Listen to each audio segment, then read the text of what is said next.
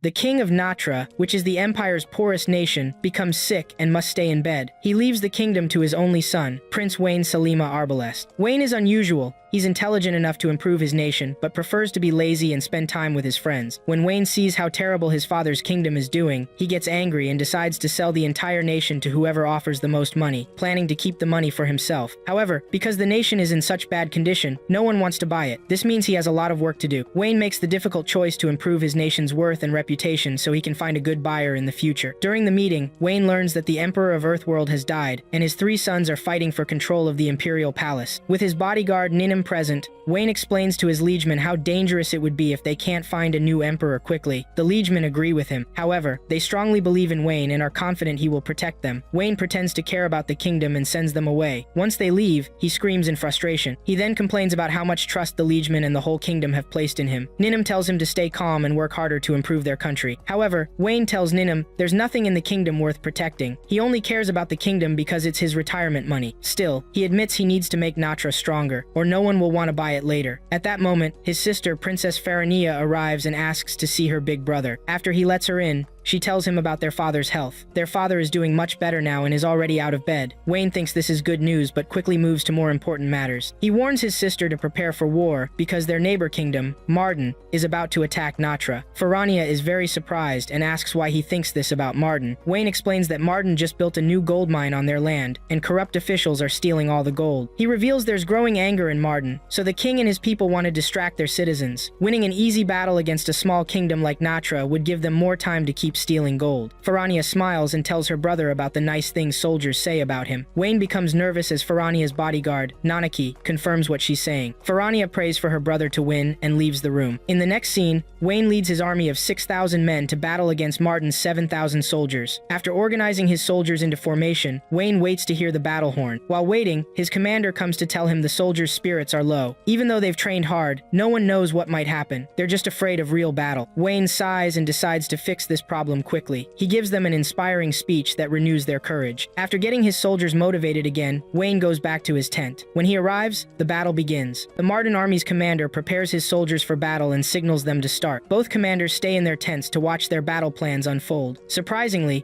Wayne's strategy works very well, and his soldiers manage to push Marden's army far back. Wayne is so surprised that he wonders what Marden has been doing all this time. Just then, his army commander comes in to remind him about his meeting with Ambassador Fish from the Royal Empire. Wayne agrees with his commander and starts discussing how the war might end. They think Marden will probably give up and retreat. However, the Marden commander turns the battle in his favor after finding a weak spot in Natra's defense lines. To prove he's right, the commander rides with his soldiers and breaks through the middle of the defense to reach their leader. Wayne sees the commander and his men coming toward his tent, so he gathers some of his soldiers and leads the commander to a ravine. The Marden general follows Wayne into the route, not realizing it's a trap. When they're deep enough inside, Wayne stops and faces Marden. Suddenly, Ninum and several archers appear at the top of the ravine and shoot many arrows down at the Marden army. After they take down some soldiers, Ninum offers the general a chance to surrender. However, this wasn't possible. So, Ninum kills the general by cutting off his head and displays it for his soldiers to see and run away. The battle ends with Natra winning. By nightfall, Wayne meets with his liegemen for a short meeting. The liegemen tell him about the good things that came from winning the war. They become more ambitious and ask Wayne to let them take more of Marden's land. Wayne thinks of a plan to discourage them. He suggests they attack and take control of the gold mine from Marden. Wayne thinks the liegemen will refuse to attack, but he's shocked when they are actually ambitious enough to want to take the gold mine. Wayne and Ninum are now in a difficult situation because they must go along with this plan. After the meeting, Wayne worries about what will happen and asks Ninum for a solution. Ninum tells him there's no way out and they have to do what the liegemen say. They hope their soldiers will have trouble taking the gold mine. Surprisingly, Wayne's men succeed in capturing the gold mine, leaving Wayne with more work than he had planned. The next day, Ninum wakes up early to watch the wonderful prince sleeping in his room. She thinks the prince is dreaming about her but gets disappointed when she hears him say someone else's name. Angry, she wakes him up and helps him get ready for his important day. After putting on his work clothes, Wayne sits in his office complaining about his army's success in taking the mine. Soon after, one of his liegemen arrives with Parenth, who leads the mining team. Parenth brings bad news. It seems the mine is almost empty, meaning there's very little gold left to mine. Wayne is devastated. A few thousand miles away, King Fushtar of Marden holds a meeting with his generals to talk about their recent loss. Being hot-tempered, Fushtari refuses to listen to his men's suggestions to solve their problems through diplomacy. Instead, he follows the advice of Holonui, his most trusted liegeman. After the meeting, Fushtari gathers an army of 30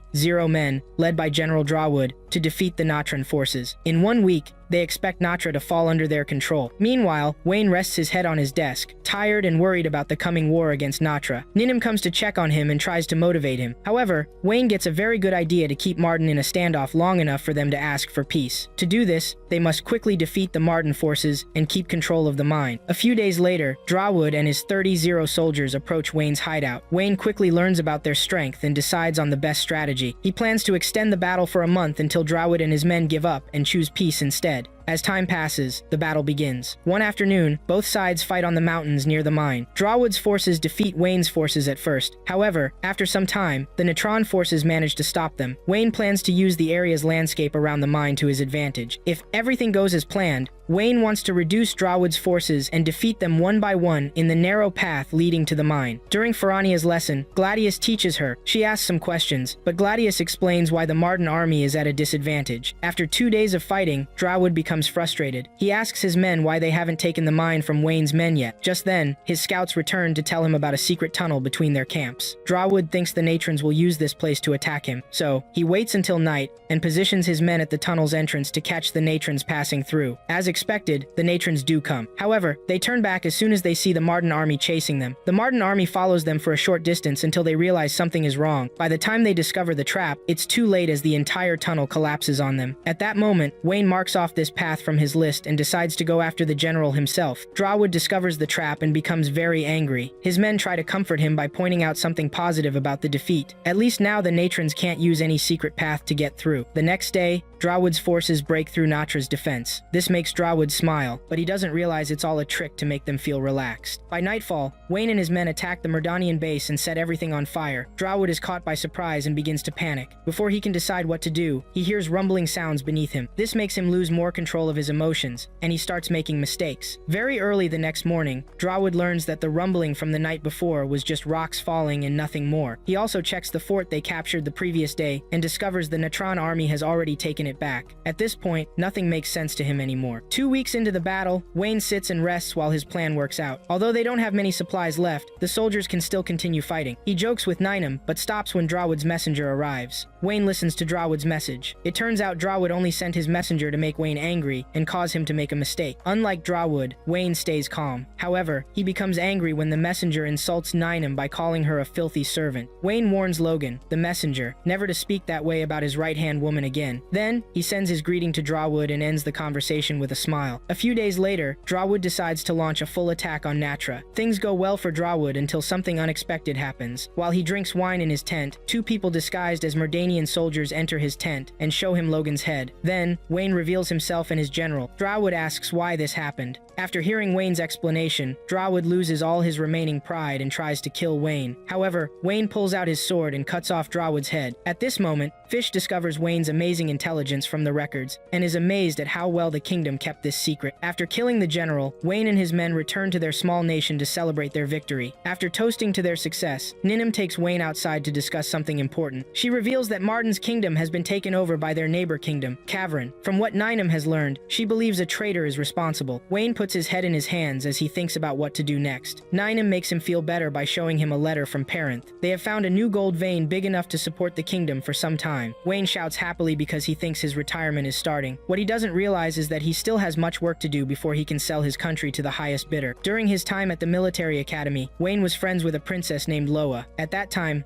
no one, including Wayne, knew she was a princess in their empire. Wayne, Loa, and Ninum formed a close group with 2 other people and often spent time together. One night, after celebrating their escape from trouble, Wayne gives Loa some advice, and she does the same for him. Then, Wayne wakes up to find himself in his office with Ninum. He complains about his clothes and wishes he could wear something better. Ninum tells him about the recent fight between siblings for the imperial throne. Wayne doesn't care much about siblings who aren't his own. However, Ninum suggests they meet with one of the princes to understand what they want. Before he can respond, Wayne's servants interrupt to tell him about a princess visiting. Wayne goes outside to meet the princess and is shocked to discover it's his old friend, Loalina. Loa has come to ask Wayne to marry her. Wayne returns to his room in distress as more problems appear. Ninum calms him down and tells him to think carefully about the proposal. Knowing Loa, she must have another reason for being there besides marriage. There's something she's not telling Wayne, and he wants to find out what it is. Wayne arranges a feast for Loa and her group to eat and rest after their long day. In front of everyone, Wayne asks her why she chose to marry him. Loa tells a lie. saying she wants a strong man to continue her royal family line. She says she came despite her brothers trying to stop her. Wayne realizes immediately that she's lying, and understands why. Since the liegemen who came with her are loyal to her brothers, she's protecting both herself and Wayne by keeping her real reasons secret from listening ears. Then, Loa complains about the cold and wishes she had comfortable clothes to wear. Wayne offers to find her good clothes for tomorrow if she agrees to his conditions. After dinner, everyone goes to their rooms to sleep. However, late at night, Wayne and Ninim secretly enter Loa's room. Once the doors are closed, they reveal themselves to discuss the real reason for Loa's visit to Natra. After proper greetings, Wayne sits with both women to talk seriously. He first makes jokes about the ladies' figures, but this backfires when they hit him in the face. Just then, Fish comes to check on the princess because she heard voices in the room. She finds Wayne and Ninim with the princess, but Loa orders her to guard the door while they talk. After Fish leaves, the three friends sit down to drink wine and talk. Wayne tells Loa how surprised he was to learn she's a princess. However, Loa avoids this topic and instead confronts Ninim about lying to her at the academy, claiming they were commoners. Ninim stays calm and teases Loa. This leads to the two women arguing briefly while Wayne watches. After they finish joking around, Wayne finally asks Loa about her real reason for being at the palace. Loa asks for his help to take control of the empire for herself. Wayne is surprised to hear such a bold request from Loa. However, Loa explains her reasons.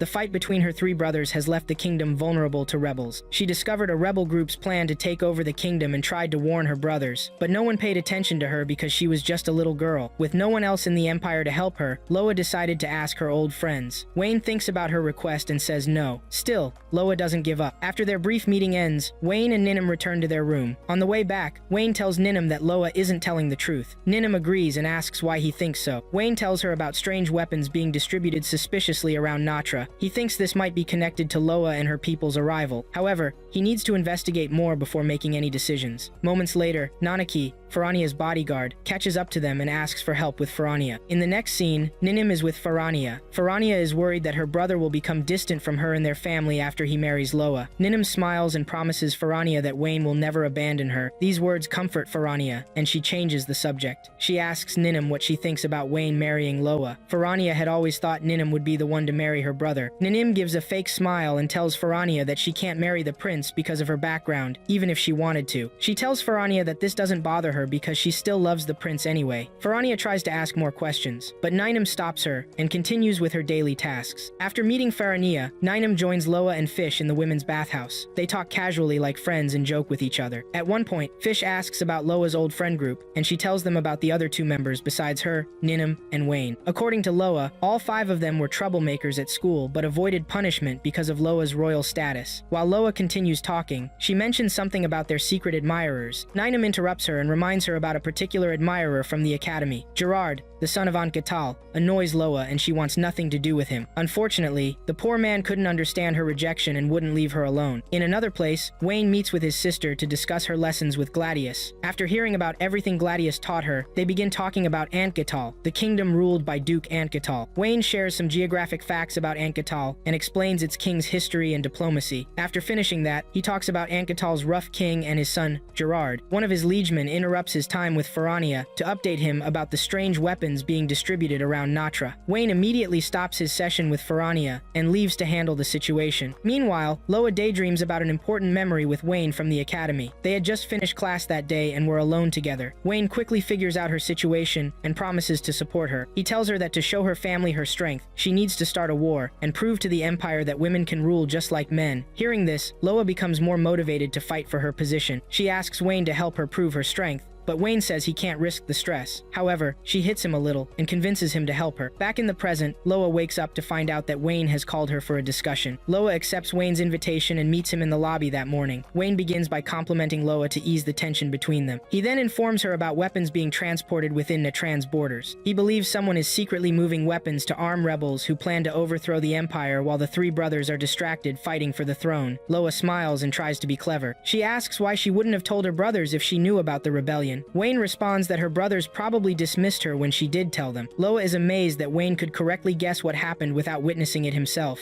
Wayne explains that to make her brothers believe her, she needs to find concrete evidence. That's why she's in Natra. He suggests that if she investigates the Natranian and Gairon provinces, where Duke Anketal has his power base, and captures him, she might find the evidence she seeks. Loa decides to be honest with Wayne since she has nothing to lose. She explains that if things don't work out, Anketal will force her to marry him and take over the empire after killing her brothers. others. Therefore, she and Wayne must defeat them before this happens. They discuss their plans to take down Aunt Getal and his forces. Wayne reveals that he sent Aunt Getal a letter earlier that day, telling him that Loa would be visiting his fortress soon. After hearing this, Loa bets Wayne that Aunt Getal will ignore his letter and attack Natra anyway. At that moment, Ninam rushes in with urgent news for the prince. She announces that Gerard, Marquis Aunt Getal's son, has arrived at the palace to see his beautiful flower and future wife, Loa. Wayne goes to meet Gerard in the lobby and stalls him to give Loa time to prepare. Gerard repeatedly asks to see his princess, but Wayne insists he wait until Loa is fully ready to meet him. Finally, Gerard settles down and goes to his room. After realizing his son's foolish action, Aunt Getal regrets not preventing him when he had the opportunity. He sits at his table to carefully consider his situation before making any hasty decisions. His bodyguard, Owl, who is also involved in the Civil War plan, suggests they should wait and observe Prince Wayne's next move before taking action. Meanwhile, Wayne sits and expresses his frustration about Gerard's visit. He notices Ninam frowning, which he considers a bad sign. When he asks her what's wrong, Ninam explains she's angry because Gerard looked down on her prince. Wayne tells her not to dwell on it and instead focus on more important matters. They should be grateful that Aunt Getal hasn't launched an invasion since they're currently unprepared for war. Ninam becomes concerned and asks about Loa's involvement in the situation. Wayne explains that Loa intends to manipulate Gerard into revealing the truth about the rebellion, so she can stop it when the time is right. Ninam grows curious and questions Wayne about Loa's plans and objectives. Wayne reveals that Loa aims to not only end the rebellion, but also become Empress herself. He explains that with their political support, she could become Empress quickly. Not far away, Loa reveals her complete plan to Fish. She explains that she had already planned to use Natra and Gerard to bring down his family. Then, she focuses on Wayne and tries to predict his thought process. Wayne does the same, eventually understanding Loa's plans as if he were her and she were him. They both promise each other that they'll be the ones laughing when everything ends. That evening, Gerard attends a royal feast where he witnesses Loa and Wayne discussing their plans for the rebellion. He interrupts them and asks about their past lives. Wayne tells him about his time at military school, which prompts Gerard to challenge him to a duel. Wayne tries to decline the challenge, but Gerard insists on fighting. Finally, Wayne agrees to the duel and makes an effort not to defeat Gerard. Gerard, being foolish, plays around during the fight and ends up getting beaten. Wayne deliberately drops his sword to make the duel appear to end in a tie. As he bends down to retrieve his sword, Gerard attempts to cheat by attacking Wayne while he's vulnerable. Wayne dodges the attack, causing Gerard to stumble repeatedly until he reaches the balcony and falls to his death. Ninam rushes down to the balcony to check on Gerard. She finds him already dead. Aunt Getal receives news of his son's death very quickly. He immediately demands that Gerard's squire be questioned as soon as he wakes up. They need to understand what happened before taking action, although Aunt Getal hopes it's murder so they can justify attacking Natra. After hearing the news, Owl orders his men to gather around the manor to prepare for war. Meanwhile, Loa and her people consider leaving Natra to return home. However, Loa can't leave yet, not until she establishes a solid relationship with Wayne. Wayne, meanwhile, tries to predict Aunt Getal's thoughts. He believes Aunt Getal is probably gathering his forces to attack Natra now. He complains about the situation briefly until a guard enters to announce an emergency meeting with Loa. Wayne continues complaining but quickly regains his composure when Loa arrives at his office. During their meeting, Loa informs Wayne that she will now focus on destroying the rebellion. Wayne immediately pulls out the Atlas map and tells Loa he would prefer to avoid war rather than fight it, since fighting would only harm his people and army. The next day, Wayne travels to Aunt Getal's manor. Aunt Getal is displeased to see him and orders his men to capture Wayne. However, Wayne calms him down and suggests they resolve things peacefully before resorting to war. Meanwhile, Owl learns of Wayne's arrival. After discovering that the prince brought only 5 soldiers with him, he prepares his men to go to the manor to protect their duke. During this time, Wayne uses his time with Aunt Getal strategically. He pretends to have knowledge about the rebellion. Aunt Getal, being emotional, doesn't see through Wayne's plan. He even allows Wayne to disrespect his deceased son. After Aunt Getal's outburst about his dead son, Wayne tells him that he plans to blame the entire scandal on his dead son, so they both can avoid investigation. However, Wayne offers Aunt Getal an alternative. If he wants to protect his family name from dishonor, he could provide evidence of his involvement in the rebellion against the kingdom and surrender to Loa for a lighter punishment. Marquis Aunt Getal finds himself trapped between 2 difficult choices. In the end, he agrees to Wayne's proposal and asks for time to prepare for the journey back to Natra. Wayne smiles and confirms the agreement with a handshake. As Wayne and his commanders return to their base, Owl and his forces ambush them. Owl had discovered the route Wayne's army would take back to their base. He had cleared the entire street and set up an ambush for Wayne's group.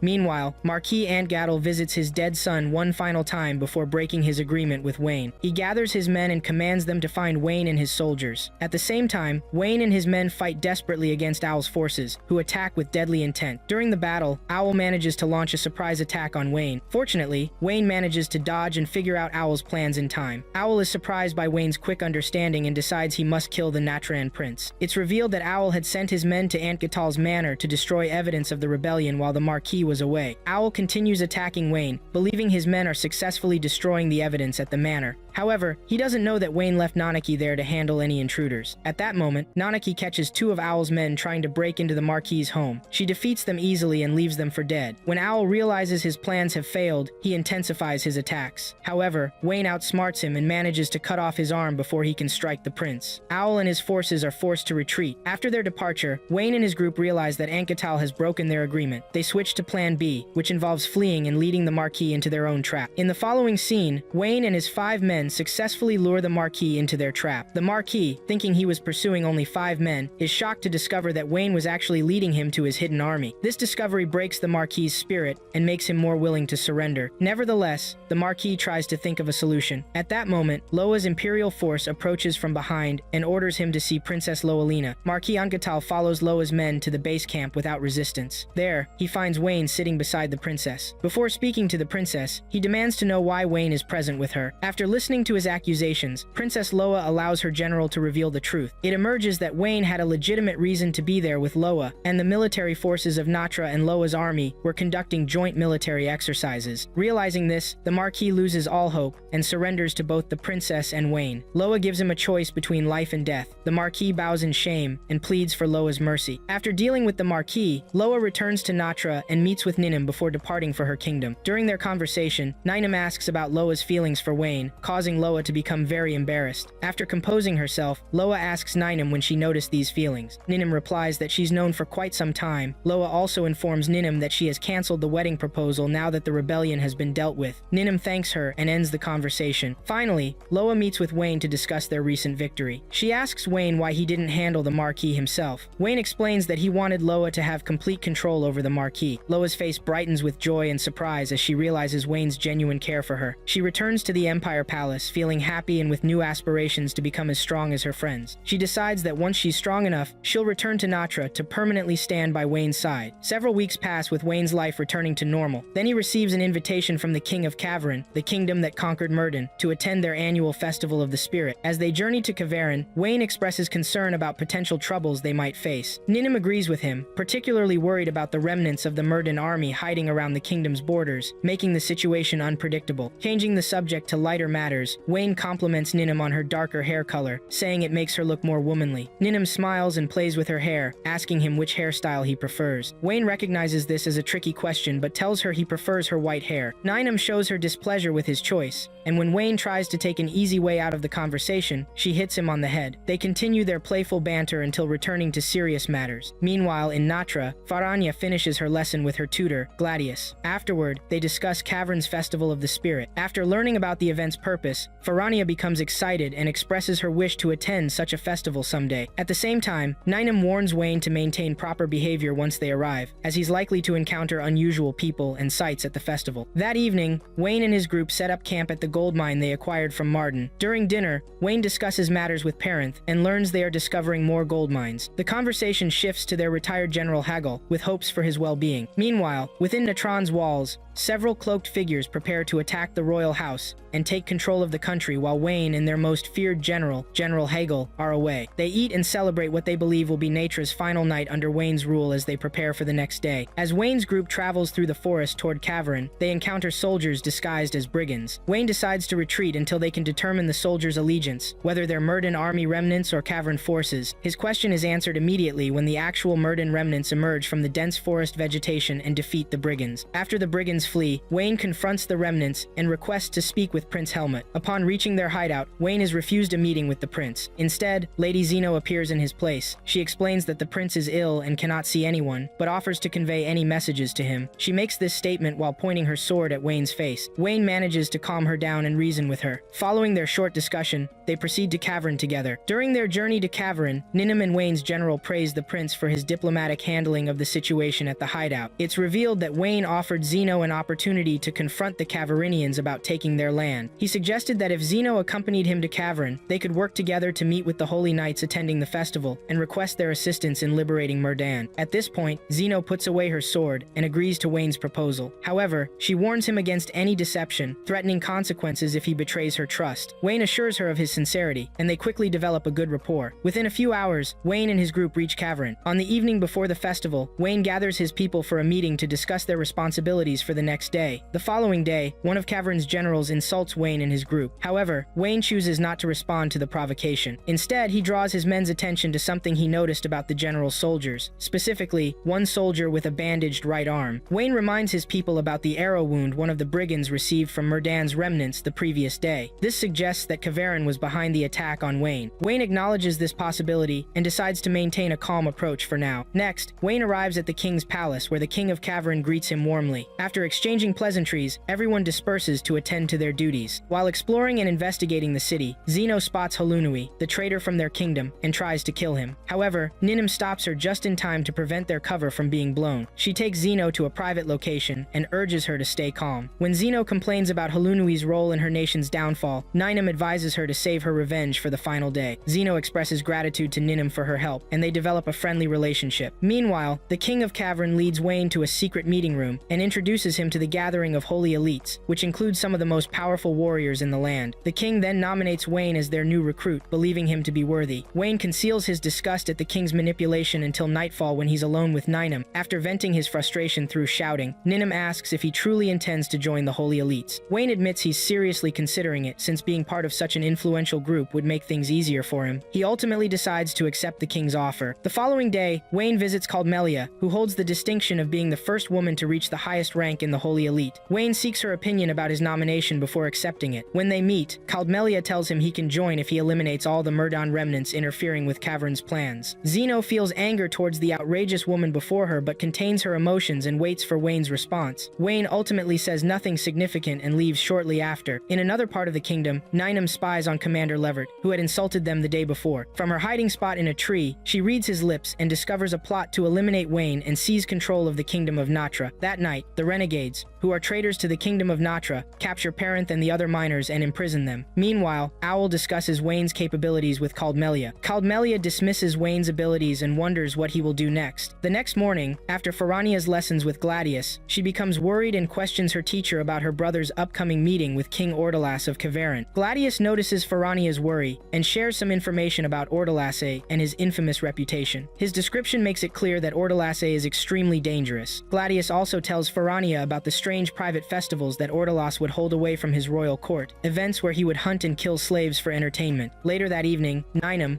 Wayne, and his general meet in a room to share what they've learned. Ninum reveals there's a secret plot to kill Wayne, and he thanks her for discovering this information. They also learn that Ordelas intends to steal Natra's gold mine, which explains his recent friendly behavior toward Wayne. The king's plan is to get Wayne accepted into the Holy Elite group, making him indebted to Ordelas. Once this happens, Ordelas would easily be able to take control of Wayne's gold mine. During their discussion, Zeno enters and requests to join Wayne at tomorrow's meeting with the king. When Wayne asks how this would help Natra, Zeno has no answer. She simply pleads with Wayne to let her prove her loyalty to Natra. After careful consideration, Wayne agrees to let her come along, but makes her promise not to kill either the king or Halunio during the visit. Despite finding this condition difficult to accept, Zeno agrees to Wayne's terms. The next day, Wayne goes to his regular secret meeting with the king, with Zeno serving as his guard. He sees Halonio there acting submissively to the king and greets him. Halonio responds warmly and lets the meeting continue. Before speaking further, Wayne considers the king's unpleasant personality and now understands why his followers despise him. Ordelas praises Wayne extensively and expresses gratitude for defeating their shared enemy, Martin. He then discusses his daughter, saying he wishes he could offer her to Wayne as thanks. However, he claims she isn't truly his daughter, suspecting his wife of infidelity. Wayne looks at him confused and asks if he has any proof that his daughter isn't his. The foolish king admits he doesn't, yet he still executed his wife and abandoned his child. Moving on from from this topic, Ordalase changes the subject. Wayne becomes increasingly annoyed with the king and loses any desire to form an alliance. He waits quietly for an opportunity to leave the meeting and return to his room, but then the king makes a cruel request. He asks Wayne to provide him with some flam servants and common people so he can hunt and kill them for entertainment. This makes Wayne furious, but he waits to see if the king will say anything worse. Ordalas continues to speak disrespectfully about Natra's common people. Finally, Wayne completely loses his temper and knocks the foolish king to the ground. Wayne's commander enters the room, immediately understanding what needs to be done. He tosses Wayne a knife and leaves to buy him time. Wayne takes the knife and kills the despicable king. Then he turns to Zeno, who stands stunned by the sudden violence, and hands her the knife so she can take revenge on Halonui for betraying their kingdom. Zeno eagerly accepts the knife and stabs Halonui in the chest. After eliminating both men, Wayne and his group escape from Cavern and set up camp in the grassy plains by nightfall. Ninam expresses concern, asking Wayne about his plans after killing one of the most powerful kings. Wayne reassures her, mentioning he has a backup plan. Once they've made camp, Wayne reveals his secondary strategy. His plan is to form an alliance with the surviving forces of Marden to gain enough soldiers to face any potential enemies. Ninam criticizes him for using the Marden army in this way. Before the situation escalates, Wayne's commander returns with evidence showing Halonui had been plotting to assassinate the king of Cavern. Wayne expresses his gratitude and dismisses him. The kingdom of Cavern falls into disorder after their ruler's death. That very night, angry common people burn down many noble houses and start a riot. The soldiers are too busy dealing with the chaos to pursue Wayne and his group. Levert's treachery is revealed, and the people begin hunting him down. Caldamelia celebrates the chaos and sends Wayne a message about the renegades and Natra's situation. Her letter reveals that renegade brigands are waiting at the border to ambush and kill Wayne and his group. As Wayne considers how to handle this, his commander Raklam arrives with news of an avalanche that has created a blockade several hours ago. Raklam estimates it will take 10 days to clear. Wayne decides to use this situation to his advantage. He instructs Raklam to prepare everyone to leave and plans to implement a classic strategy. Wayne knows two different groups want him dead. Since they're approaching his location, he plans to trick them into fighting each other. Before sunrise, his people abandon their camp and hide in the avalanche area. He knows the hunters following him will see the abandoned clothes and assume they've fled, but if they're clever enough, they'll fall into Wayne's second trap and end up fighting the renegade brigands waiting ahead. The next day, Wayne's plan works perfectly as Levert the hunter and his small force encounter and battle the brigands. One of the renegade brigade leaders becomes frustrated at their failure to capture the clever Prince Wayne of Natra. During their fight, General Hagel arrives with his small garrison and quickly defeats both the renegades and Levert. After the conflict with the Cavarinians, Wayne finally meets the renowned Prince Helmut of Marden, who turns out to be Zeno. Zeno explains to Wayne that a skilled retainer had saved her life. Meanwhile, in another location, Caldamelia laughs at their devastating defeat and encourages her servant to continue fighting against Wayne and the resistance. The next day, Zeno organizes a royal meeting and requests Wayne to form an alliance with what remains of Marden. Wayne initially declines the alliance, but after strong encouragement from both Zeno and his own group, he eventually agrees. In another scene, Loelina and her attendant Fish visit the great city of Miltus. This city stands unique as the only one independent from the Empire, successfully governed by Mayor Cosimo. With the Empire's annual festival approaching, Loelina and other royal members plan to attend. Loa's true intention is to set up a clever trap for Wayne, planning to force him into an alliance that would help her claim the throne if she can convince him to attend. She meets with the mayor to discuss her concerns about her brothers possibly disrupting the festival. The mayor assures her not to worry, explaining that he has made arrangements to ensure the festival runs smoothly. After meeting the mayor, Loa returns to her quarters. She delights in anticipating Wayne's reaction when he discovers her scheme to force him into joining her faction. She proceeds to the lobby with Fish, preparing to greet Wayne in Miltus. However, Loa receives a massive surprise when she learns that Wayne has sent his sister as his representative to the festival. Meanwhile in Natra, Wayne anxiously paces back and forth, deeply concerned about his younger sister. The festival invitation had arrived at an extremely inconvenient time, as Wayne was occupied with restoring Natra after the war. To avoid disrespecting the Empire's invitation to this crucial yearly event, which could create problems for Natra, Farania volunteers to attend in Miltus on her brother's behalf. Everyone in the meeting room is surprised by this decision, but Wayne decides to test his sister's abilities. Before her arrival in Miltus, Ninam briefs Farania about the current situation. She explains that after stopping the rebellion, Loa established a new faction where Empire-loyal nobles could unite and collaborate. Loa would lead them as a devoted patriot with no intention of claiming any throne. When Farania asks about Loa's motivation for this, Ninam explains it's to prevent internal rebellion within the faction. That evening, Miltus holds a royal ball to celebrate the festival. During the event, Farania meets with Loa and they have a discussion. Loa Loa takes the lead in the conversation and introduces Farania to her brothers, Prince Manfred, Demetrio, and Bardlosh. Based on her brother's previous descriptions of these princes, Manfred is a unique individual who has gained support from surrounding provinces. Bardlosh controls the empire's entire military force, thanks to his passion for combat and conquering kingdoms for the king. Demetrio is considered the least capable of the three brothers. If not for his attractive appearance, he would be similar to Gerard. Demetrio appears and speaks disrespectfully about Natra and Farania. However, his two older brothers intervene to prevent Farania's embarrassment. After sending their younger brother away, they turn their attention to Farania and begin asking her numerous questions. Fortunately, Ninam and Loa manage to rescue Farania from the overwhelming questioning by the princes. The three women then sit together at a distance to observe the ongoing event. Loa excuses herself and subtly signals Ninam to follow her. Ninam requests Farania's permission to leave suddenly, which Farania grants. Meanwhile, Farania decides to stay and learn what she can from the event, with Nanaki remaining by her side. Ninam meets Loa at the fountain. After some indirect conversation, Loa finally asks her main question. She wants Ninam to persuade Farania to publicly declare Natra's support for Loa's faction. When Ninam asks where this announcement should take place, Loa specifies it should happen at the prince's meeting. During this time, Nanaki teaches Farania how to command attention from the crowd despite her small stature. Farania appreciates learning this new skill from Nanaki. After hearing Loa's complete proposal, Ninam delivers Wayne's response, a firm rejection. She explains that Wayne cannot associate with such a weak faction. This response slightly offends Loa, who challenges Ninam about it. Ninam responds by telling Loa that if she wants Wayne to take her seriously, she needs to become stronger and achieve the position of Empress. The following day, Loa attends the prince's meeting with her three brothers, while Farania explores the city with Ninam. During their tour, they visit the People's Congress building where they can watch a Congress session in progress. Farania becomes fascinated by the Congress proceedings and pauses her tour to learn more about how it works. Meanwhile, after the prince's meeting, Prince Demetrio returns to his quarters and has an outburst over the disrespect his siblings showed him during the meeting. His behavior clearly shows signs of mental instability. Unfortunately, he lacks the wisdom to control his actions. As evening falls, Loa meets with Ninam to discuss her proposal. Loa again approaches the subject indirectly, and this time Ninam playfully teases her until she speaks directly. Before they can address the main topic, Demetrio summons Farania, Ninam, and Loa to his quarters. Upon their arrival, he announces his intention to marry Farania. He presents his proposal and demands an immediate answer. When Farania requests time to consult with her brother first, Demetrio insists on getting an answer right away. Farania maintains her composure and finds the courage to address Demetrio as an equal. She explains the problems with making such a rushed decision. Despite this, Demetrio continues to pressure her for an immediate answer, growing impatient. Just in time, Wayne arrives and interrupts any decisions being made in his absence. Upon entering the room and introducing himself to Demetrio, Wayne discreetly receives a note from Ninam explaining the current situation, which helps him know how to respond. Using his diplomatic skills, Wayne expresses full support for his sister's marriage to Demetrio, but adds one condition, that Demetrio must allow Wayne and Loa to marry at the same time. Demetrio realizes he cannot agree to this as it would give Wayne too much power. Unable to counter Wayne's strategy, Demetrio calms down and listens to Wayne's words. Loa collaborates with Wayne's ploy, convincing her brother that they are genuine about the marriage. After a final moment of consideration, Demetrio agrees to postpone the discussion to a later time. Wayne expresses gratitude for his cooperation and confirms this with a handshake. Following the meeting, Wayne finally has the opportunity to properly greet his sister. After Farania hugs her brother, she asks about his plans regarding her and Demetrio. Wayne assures her that he won't allow such an unpleasant person to marry his sister. Farania thanks her brother for protecting her before leaving. Afterward, Wayne engages in a discussion about the Levitian religion, trying to understand their main approach toward them. During this conversation, he experiences a brief dizzy spell before receiving an invitation from Loa for a private meeting at the clock tower. Despite needing rest, Wayne goes to meet Loa at the top of the clock tower. At the clock tower, Wayne and Loa discuss her three problematic brothers, seeking a solution before matters worsen. After listening to Loa's concerns, Wayne becomes confident that the royal vassals will eventually make Loa empress. However, Loa is deeply worried about the empty throne and begins to accept the godfather's decision at the Summit of Heirs. She asks Wayne for his advice, but he offers none. Frustrated, Loa ends their meeting. Later, the third son Manfred is reading in his quarters when his right-hand man arrives to discuss Wayne's impressive capabilities. Rather than seeing Wayne's abilities as a potential alliance opportunity, Manfred views them as a threat to his future power as emperor. He then devises a plan to poison Wayne during the upcoming meeting with Demetrio. The following day, Wayne, despite his exhaustion, makes his way to Demetrio's quarters for their scheduled meeting. Before departing, he asks Ninam about his sister's whereabouts. Ninam informs him that Farania has already left to observe another People's Congress discussion. Wayne smiles and allows his sister to pursue her interests. Upon arriving at Demetrio's quarters, a maid serves Wayne fresh fresh tea. Growing suspicious, Wayne orders the maid to drink the tea meant for him. When she refuses, his suspicions increase, and he continues to pressure her. Demetrio, growing impatient with the situation, drinks Wayne's tea himself to prove Wayne is being paranoid. Immediately after drinking it, Demetrio collapses. Several days later, Wayne returns from the royal court after going through a dangerous investigation by the people. Fortunately, Demetrio survived being poisoned and came back safely. Bardlosh and Manfred declared that the poisoning was a scheme by Miltus against the Empire. As a result, they brought their soldiers to surround and take over the city of Miltus. Meanwhile, Loa and Farania collaborated with Cosimo to ease the increasing tension in the city. While having a private meeting with Ninum, one of Wayne's attendants hurries in to tell him about the Levetians' planned invasion. Wayne becomes furious at Caldmelia for her constant attempts to defeat him. After expressing his anger towards her, he starts looking for a way to solve the problem. However, during this process, Wayne faints from exhaustion. The following day, Farania and Ninum quietly wait for Wayne to regain consciousness. Eventually, Farania loses patience and decides to act on her own. She heads to the People's Congress building to handle the growing disorder in the city. When she arrives, she finds senators and merchants in a physical fight, shouting at each other. Despite this, she successfully brings order and presents her plan. Within minutes, Farania persuades all 30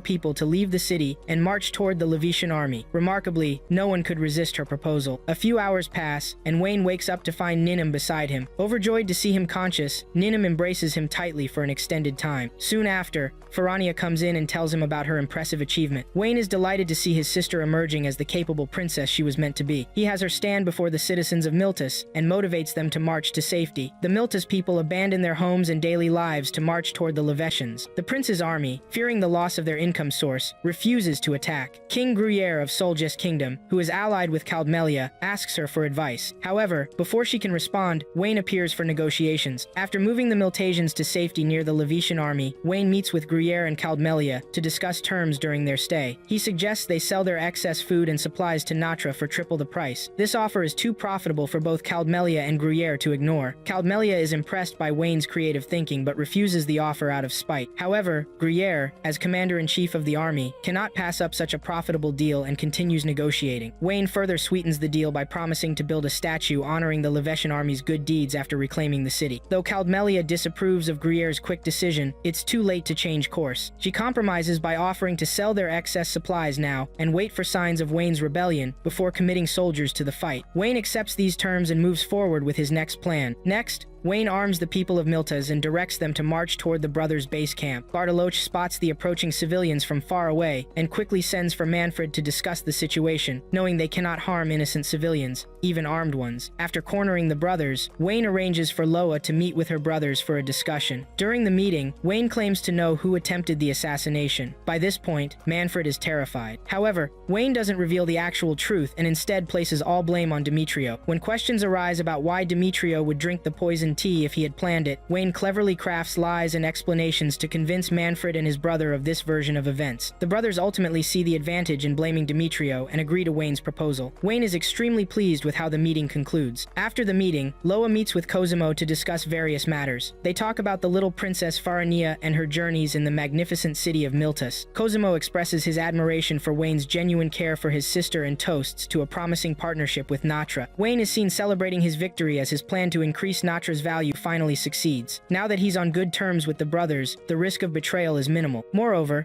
Wayne has devised a strategy to rebrand imperial goods from the east and sell them to Western nations. When questioned about why the goods couldn't be traded directly between Marden, which covers the eastern part of the continent, Wayne explains that Westerners view Easterners as barbaric, making them unwilling to purchase their products. Fortunately, he has found a solution. At times, Wayne's brilliance is truly remarkable. Despite their recent success, they must consider long-term implications. In approximately 10 years, Marden might regain its former glory and seek independence. To prevent this from impacting Natra, they need to secure another major trading partner. Just then, a servant arrives, requesting Wayne to meet the envoy from Soljes. Wayne and Ninum carefully contemplate what Gruyere could want from them. Wayne formulates a plan and decides to be receptive to whatever the envoy might say. After the meeting, he sends a message to Zeno, informing her of his upcoming visit in a few days. Zeno receives the letter positively and decides to honor it. Her vassal suggests using this opportunity to discuss a potential marriage between herself and Wayne to solidify their future partnership. Zeno thanks him for the advice and keeps the marriage idea in mind. During their journey to Marden, Ninum asks Wayne about his thoughts on Zeno's marriage proposal. Wayne jokes that he would do everything possible to avoid the topic if it were brought up. Upon arriving in the kingdom of Marden, at lunch, Zeno and Wayne discuss the eastern protests regarding the types of goods Natra was exporting to their land. Zeno also shares a complaint from the kingdom of Delunio, led by their prime minister Sergius, described as a patriot and religious teacher. Wayne advises her to disregard Sergius and simply enjoy life. Zeno smiles and continues drinking her wine. Wayne is surprised that Zeno didn't mention the marriage proposal. Maintaining his composure, he returns to his quarters and throws a private tantrum. Apparently, Wayne is embarrassed, believing he isn't attractive enough for Zeno to consider marriage. The next day, Zeno, in her disguise, gives Wayne a personal tour of the kingdom of Martin. Wayne enjoys the tour while anticipating Zeno to bring up their potential marriage. However, Zeno remains silent throughout the entire tour, which increasingly frustrates Wayne. Wayne inquires about Zeno's plans for independence, but she emphasizes maintaining cordial relations between Martin and Natra for the greater good. They continue their discussion outdoors, where Zeno asks Wayne about his wariness towards people. Wayne impresses Zeno with his mature perspective on royalty and nobles. He theorizes that all nobles were once commoners who succeeded by using their intellect. Consequently, he strongly opposes slavery and mistreatment of commoners. Zeno is so impressed by Wayne's profound thinking that she immediately decides she's not strong enough to be his queen. Wayne, perplexed, directly asks why she hasn't discussed the marriage proposal. Zeno fabricates an excuse, claiming he's not her type. This sends Wayne into an emotional spiral. The real reason for her refusal is her belief that she isn't worthy of being his venerable queen. That night, Wayne cries himself to sleep, deeply affected by the rejection. Meanwhile, Sergius arrives in Martin to question Zeno about her earlier ignored protest letter. Upon learning that the notorious prime minister has arrived at her gates, Zeno prepares for Sergius's questioning. During their meeting, Sergius expresses his frustration over recent goods shipped across their border. He believes the products are fabricated copies and refuses to accept otherwise. Initially, Zeno feigns ignorance. However, Sergius isn't interested in speaking with her and instead insults Zeno, demanding to speak with Wayne. Fortunately, Wayne arrives just in time to engage in discussions with Sergius. After listening to Sergius's complaints, Wayne firmly denies rebranding Martin's products. He stands his ground, claiming all products are manufactured on Natran soil. Sergius, growing weary of what he perceives as deception, challenges Wayne directly. Wayne continues to refuse revealing any details. Instead, he attempts to illustrate the absurdity of Sergius's accusations against Natra. Sergius argues that the issue extends beyond products, noting that even pilgrims are becoming accustomed to Murden culture. Recognizing the futility of the discussion, Wayne bluntly informs Sergius that even if his suspicions are correct, he can do nothing about it since he's not a holy elite. Provoked by this statement, Sergius leaves the meeting in a rage. Zeno sees Wayne off and apologizes for disturbing him with such an apparently trivial matter. Wayne assures her it's not a problem and then returns to his carriage, heading directly to Solgest. Within minutes of arriving in Solgest, Wayne and his companions are greeted by Gruyere. The king demonstrates exceptional hospitality by hosting a banquet prepared by royal cooks. Gruyere calls his servants to carry him to the dining hall in a palanquin, with Wayne following and engaging in royal discourse. Throughout their conversation, Wayne contemplates forming an alliance with Gruyere to defeat the Delunians. His optimism is so high that he believes their potential partnership is unbeatable. They arrive at the royal dining hall, where Wayne is served a sumptuous 5-course meal. Each course proves more delicious than the last, and Wayne enthusiastically devours the food. After completely filling his stomach, he retreats to his room to rest. By nightfall, Ninum comforts him by gently rubbing his overly full belly. While complaining about his stomach pain, Wayne expresses frustration that Gruyere hasn't mentioned their potential alliance. Simultaneously, Zeno learns about Sergius's plan to claim a piece of land previously loaned to Martin by Delunio. Her strategy is to purchase the land once she becomes more prosperous, and therefore she chooses to ignore the situation entirely. The following day, Wayne attempts to secure an audience with the king to discuss their alliance. However,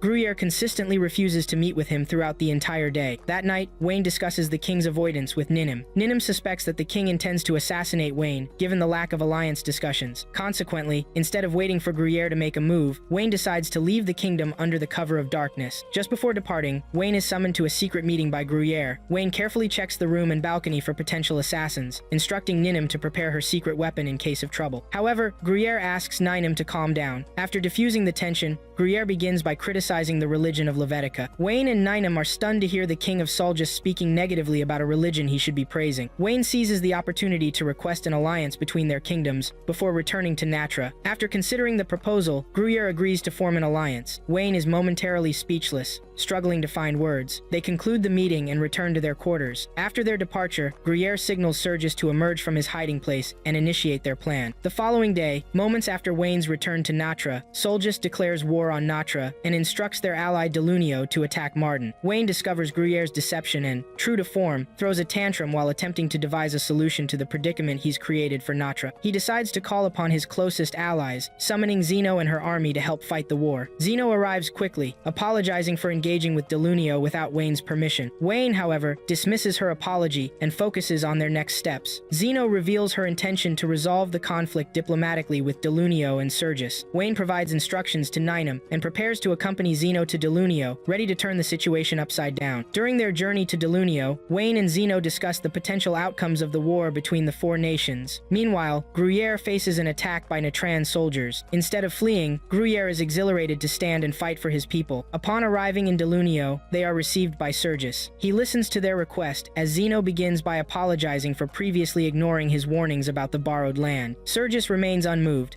confidently stating that nothing will change his mind. He believes Solgist's army will win the war within hours, after which he will reclaim the land he leased to Martin. Zeno and Wayne exchange glances and decide to employ a cunning strategy. Zeno attempts to persuade Sergius by suggesting the possibility of Solgist betraying Delunio after their victory. Her hope is to convince Sergius to abandon his current path and align with them. However, Sergius reveals that Solgist has already promised to return their land after defeating Martin and Natra. Zeno then makes a bold proposal. She offers Sergius twice the land Solgist would provide. Sergius grows weary of the negotiations and tries to dismiss Zeno and Wayne, wanting to focus on his true objective of donating the land to the Levitian religion and becoming a holy elite. At this moment, Wayne interjects with a direct proposal. They should immediately move to kill Gruyère. The Natran army fighting Gruyère strategically retreats, giving the Solgestians a false sense of victory. Wayne persistently tries to make Sergius understand the imminent danger Natra faces from Solgist. Sergius shows sympathy and offers to accept refugees fleeing the war. Wayne seizes this opportunity, asking if Sergius could accommodate all 800 Natrans living in the kingdom. Sergius is stunned by the number, but believes Wayne would never dare to challenge him directly. Wayne, however, reminds Sergius of the incident in Miltus. To further complicate matters, Wayne fabricates a story about the yellow clothing trendy in Delunio's streets. He claims the yellow dye is made from a poisonous flower. Wayne threatens that if Sergius doesn't join forces with them, the youth would die, and he would withhold the antidote to the poison. Sergius becomes increasingly conflicted, believing Wayne's elaborate web of lies combined with Zeno's claims. His doubts persist until a servant arrives, announcing the crushing defeat and retreat of the Natran forces from the Solgesti army. In another location, General Hagel reports his failure to take down the king of Solgest. Gladius explains the war's complexities to Farania, highlighting the lengths her brother went to manipulate Sergius completely. Sergius struggles to make sense of Wayne's words. The potential truth of Wayne's claims becomes too grave to ignore. Would he risk his youth's safety for a mere piece of land? Under intense pressure from Wayne and Zeno, Sergius finally switches allegiances and asks Wayne about their next move. Solgest's warriors discover the Natran army camped on a mountain and launch an attack, defeating them. As they wait for the next development, Delunio's army appears from behind, effectively trapping Solgest's army between two forces. Instead of retreating, Gruyère devises a bold strategy to push through Delunio's army, hoping to clash with the Natran forces and then turn back to defeat both. However, his plan fails spectacularly when Ninum, Hegel, and other commanders collaborate to take down the once mighty Gruyère. Several days after the war, Wayne visits Gruyère, finding him consuming meat and wine. The former Solgist king has noticeably slimmed down due to his diet and high metabolism. Wayne informs Gruyère about Sergius's demise and offers him the opportunity to return to his kingdom after signing some papers. Surprisingly, Gruyère refuses to sign and throws away the pen, choosing to spend the rest of his life in solitude. He presents a condition. He'll sign if Wayne can reveal his secret superpower. Wayne mumbles something inaudible that leaves Gruyère in awe, causing him to laugh heartily. He signs the papers and prepares to study the enigmatic Prince of Natra. Before departing, Gruyère warns Wayne that many are watching him, waiting for his success. Later, Wayne goes to sleep. Upon waking, he discovers his retirement fortune from the gold mine has vanished, and he must now work tirelessly to keep his kingdom stable. As he reflects, he thinks to himself, just another day in the office for the young prince.